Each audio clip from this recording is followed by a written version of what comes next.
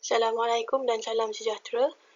Pada hari ini, saya dan rakan-rakan sekumpulan saya akan membentangkan tentang kerja kursus 2 dalam mata pelajaran pengajaran kepelbagaian pelajar. Ahli kumpulan terdiri daripada saya sendiri, Fatin Madiah Nordin, sahabat saya Nurul Fazal Nabila Muhammad dan juga Wang Misu. Kami telah memilih tajuk ungkapan algebra dalam tingkatan 1 matematik dalam standard kandungan ungkapan algebra yang melibatkan operasi asas aritmetik dan standard pembelajaran menambah dan menolak dua atau lebih ungkapan algebra. Jadi tajuk ini dipilih kerana tajuk ungkapan algebra ini merupakan salah satu tajuk yang sukar dan menggelorkan bagi pelajar. Tajuk ini juga merupakan asas kepada topik yang lain yang lebih sukar seperti persamaan kuadratik, persamaan garis lurus, statistik dan sebagainya. Bagi isi yang pertama iaitu objektif pembelajaran, di akhir sesi pengajaran dan pembelajaran, murid dapat menambah dan menolak dua atau lebih ungkapan algebra sekurang-kurangnya 10 daripada 12 soalan melalui aktiviti Think, Pair and Share. Seterusnya ialah kriteria kejayaan, di mana di akhir sesi pengajaran dan pembelajaran, murid berjaya mengenal sebutan serupa dan tidak serupa dengan tepat, menambah dua atau lebih ungkapan algebra melalui aktiviti Think, Pair and Share dengan tepat, dan akhir sekali menolak dua atau lebih ungkapan algebra melalui aktiviti Think, Pair and Share dengan tepat. Jadi ini merupakan jadual kepelbagaian dari segi kandungan, iaitu sebutan serupa dan sebutan tidak serupa, menambah dua atau lebih ungkapan algebra dan menolak dua atau lebih ungkapan algebra. Dari segi kepelbagaian, guru memberikan soalan yang berbeza aras dari mudah ke susah kepada murid-muridnya untuk dijawab. Dari segi proses pula, guru sendiri akan menentukan pasangan murid mengikut kepelbagaian pelajar berdasarkan personaliti, bangsa, kaum dan sebagainya. Contohnya, dari segi personaliti, guru boleh memasangkan murid yang berpersonaliti introvert dan extrovert dalam satu pasangan. Guru juga boleh memasangkan murid mengikut bangsa seperti memasangkan kaum Melayu dan kaum Cina dalam satu pasangan. Bagi kepelbagaian produk pula, aktiviti Think, Pair and Share ini akan menghasilkan produk yang berbeza dari segi hasil jawapan murid, di mana murid akan membentangkan jawapan mereka di hadapan. Manakala dari segi kepelbagaian persekitaran, tiada kepelbagaian dalam aktiviti ini kerana murid akan menjalankan aktiviti ini dalam bilik belajar sahaja. Di sini saya akan menerangkan tentang cara-cara aktiviti Think, Pair and Share ini dijalankan. Yang pertama, guru yang akan menentukan pasangan murid berdasarkan kepelbagaian pelajar. Yang kedua, guru akan memberikan soalan yang perlu diselesaikan oleh pasangan murid. Yang ketiga, murid diberikan masa untuk berfikir dan berbincang dengan pasangannya. Dan yang terakhir, murid membentangkan jawapan mereka di hadapan kelas. Dalam aktiviti Think, Pair and Share ini, antara pentaksiran bilik darjah yang boleh dilakukan oleh guru ialah pertama, melalui pemerhatian, penulisan dan juga lisan. Bagi pemerhatian, guru memerhatikan murid semasa mereka menjalankan aktiviti, iaitu dengan melihat mereka berbincang dan menjawab soalan serta membentangkan jawapan mereka. Bagi penulisan pula, guru memberikan lembaran kerja, iaitu 6 soalan, dan murid perlu menyelesaikan ke-6 tersebut melalui aktiviti perbincangan. Dan guru memberikan beberapa masalah yang perlu murid selesaikan dan membuat pentaksiran melalui cara murid menyelesaikan masalah tersebut. Dan bagi lisan pula, Guru melihat melalui penerangan murid semasa mereka membentangkan jawapan mereka.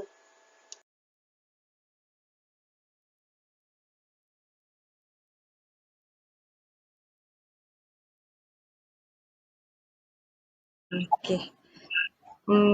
Saya Nurul Fazal Nabilah binti Muhammad. Saya Fatimah Jah Nordin. Saya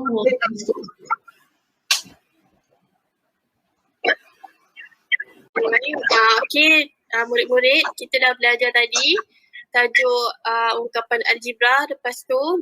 Jadi lepas ni kita nak buat aktiviti think, pair and share. Jadi slide next. Jadi cikgu nak kamu semua, kamu berdua jawab soalan secara berpasangan, lepas tu kamu berbincang dan bentangkan jawapan. Boleh cikgu? Next.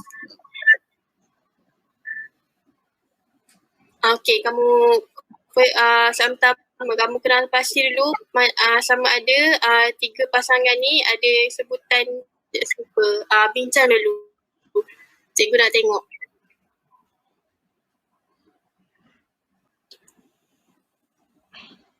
okey cikgu. Cikgu, kita orang kena bincang sekarang ke?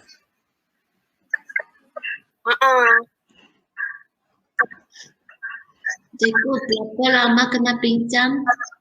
Cikgu. Sekejap je, dalam seminit macam tu untuk satu soalan. Tapi kalau dah tahu jawapan, kamu boleh bagi tahu terus.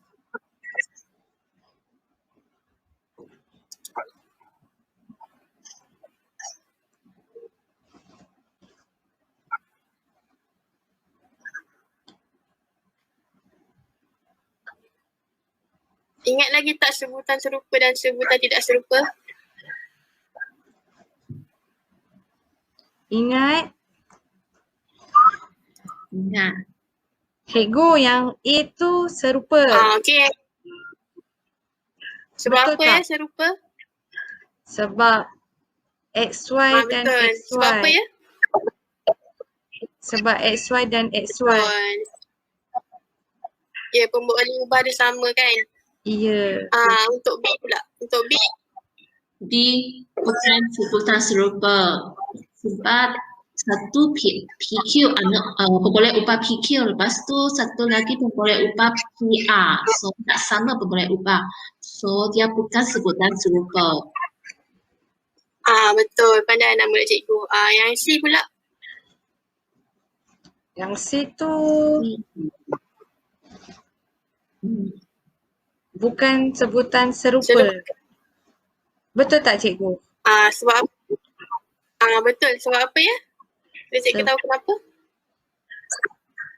Sebab H1 tu kuasa 1, H1 lagi tu kuasa 2. Betul. Okey, soalan ni kamu semua betul. Okey,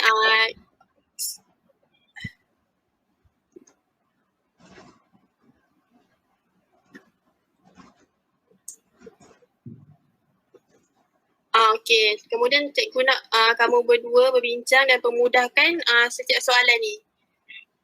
Kamu boleh salin soalan dan buat dekat Canva yang cikgu dah sediakan tempat jawapan. Macam ni. Okey, kita dah dapat jawab soalan 1. Kita soalan nombor 2 pula. Cikgu nak kamu pemudahkan masalah ni. Kamu bincang dan kemudian kamu bentangkan jawapan dia. Boleh ke? Boleh cikgu. Boleh cikgu. Okey.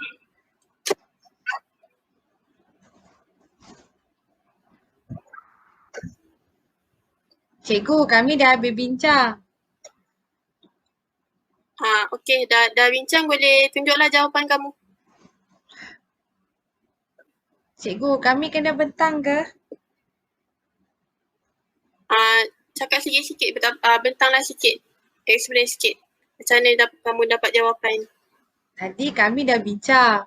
Kalau ikut cikgu ajar, cikgu kata kena kumpulkan satu algebra yang sama di sebelah. Jadi untuk soalan yang pertama ni, kami dapat 5K tolak 1K tambah 3K dapat 7K, 2P tambah dengan 2P. Betul tak cikgu? Betul, nama cikgu pandai semua. Okey, soalan B.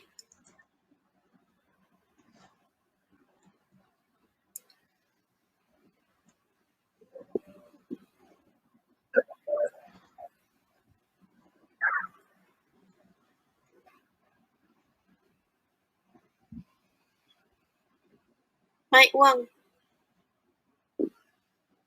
Sorry. Okey, bagi soalan B, saya petangkanlah bagi soalan B. Dekat sini kita ada nampak 3 bracket kan. So, kita buka tiga bracket ni. Okay, bracket yang pertama, kita tulis balik lah. S tambah PQ. Lepas tu bagi bracket yang kedua, kita ada nampak satu minus dekat luar bracket sini kan. Kita kena tarik minus ini masuk pada bracket ni. So, kita dapat 3Y minus 3Y tambah PQ berdua tambah 4. Lepas tu bagi bracket yang 3 sama juga kita kena tambah tambah ini masuk bracket ni. So kita dapatlah 1/3S minus 5Y plus 7. Okey, sekarang kita mesti susun balik pemboleh ubah yang sama. So yang pertama saya susunkan bagi pemboleh ubah S dulu. Kita dapat S tambah 1/3S. Lepas tu kita susun pemboleh ubah yang kedua bagi PQ. So dapatlah tambah PQ berdua. Okey, sekarang saya susun balik bagi pemboleh ubah Y. Kita dapat minus 3Y minus 5Y. Okey, sekarang kita ada pemalah juga, ada 4 dengan 7. So tambah 7. Okey, sekarang saya dapat hasil bagi pemboleh ubah S adalah 4/3. Lepas tu bagi pemboleh ubah PQ pula dapat 3/2. Bagi pemboleh ubah Y pula kita dapat minus 8.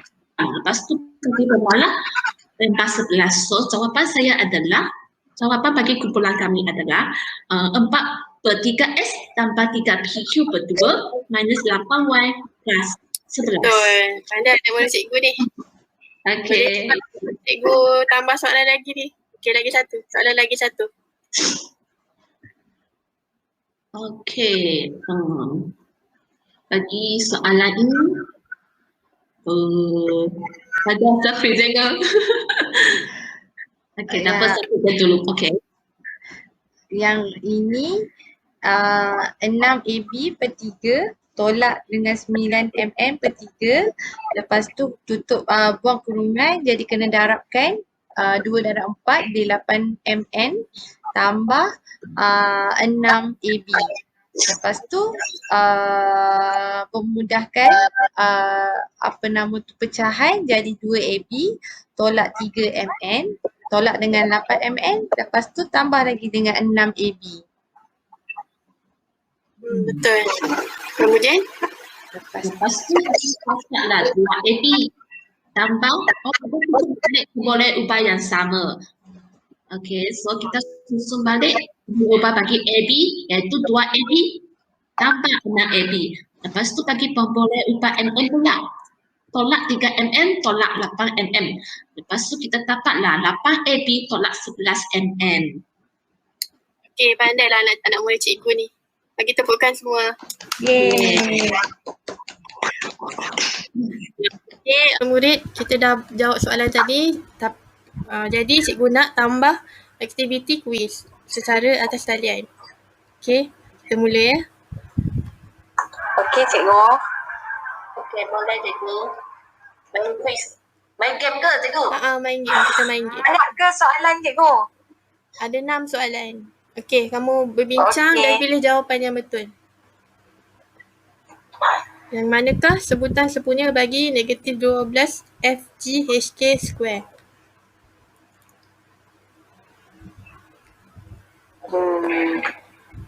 Cikgu, C. C ke? Jawapannya C. Ya. Yakin ke? Mau explain dulu gak? Okay.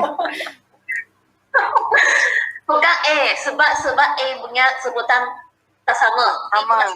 Hanya C saja sama sebutan aslinya. Okay, betul. Okay, kita tengok soalan nombor 2.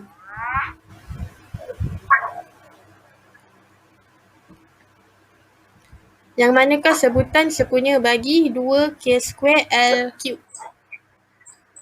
Cikgu, saya nak jawab. Boleh. Yang mana? Jawapan dia adalah A. A. Okay, cikgu tekan ya. Ya. Kenapa ya? Sebab N tu kuasa 3, K tu kuasa 2. Dia nak sebutan betul. yang sepunya. Sama. Okay, betul. Okay, yang ketiga soalan dia. 2A tambah 4A tambah 4B tambah 3B. Jawapan dia berapa?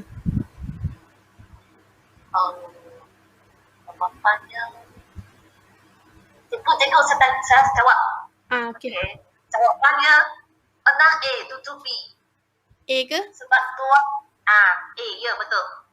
Sebab 2A tambah 4A sama dengan 6A. Lepas tu 4B tambah 3B sama dengan 7B. Jawapannya A. Okay, betul ke tak? Yakin ke tu? Betul. Okay, betul.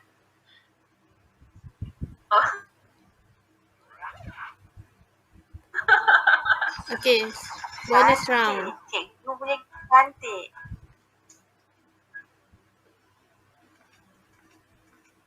Nak pilih yang mana?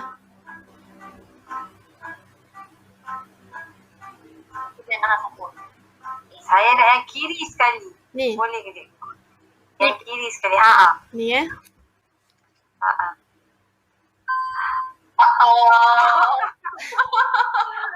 Cikgu, markah kita dah kurang. Tak apa. Kita boleh tambah markah lagi.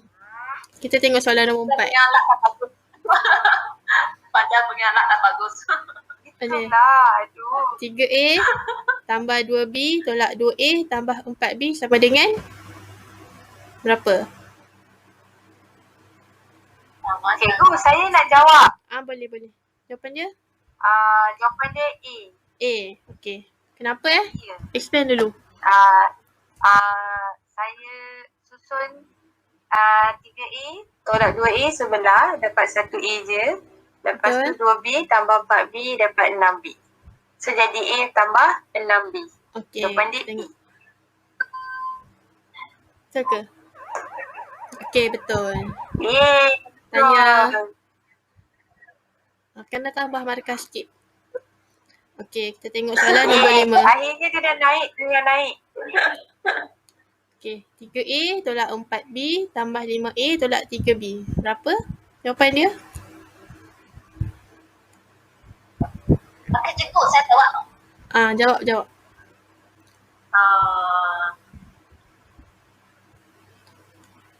Saya buat dulu. 3A tambah, kita susun baliklah 3A tambah 5A. Lepas tu, pemperoleh upah bagi B ialah negatif 4B tolak 3B. 3A tambah 5A sama dengan 8A. Lepas tu, negatif 4B, negatif 3B sama dengan negatif 7B. So, totalnya 8A tolak 7B. Okay, kita tengok jawapan dia.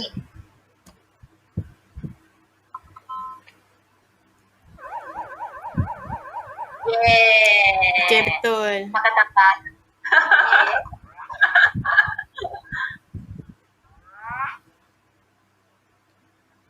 Okay, soalan yang terakhir. 5A tolak 3B tambah 3B tolak 4A. Jawapan dia?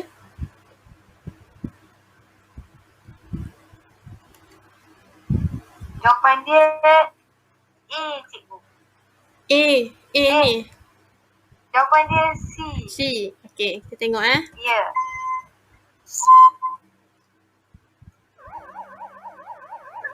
Okay, betul. Betul. Cikgu semua. Kami faham. Semua betul. Kami semua betul. Okay, tahniah cikgu ucapkan. Nanti tunggulah hadiah daripada cikgu. terima kasih cikgu.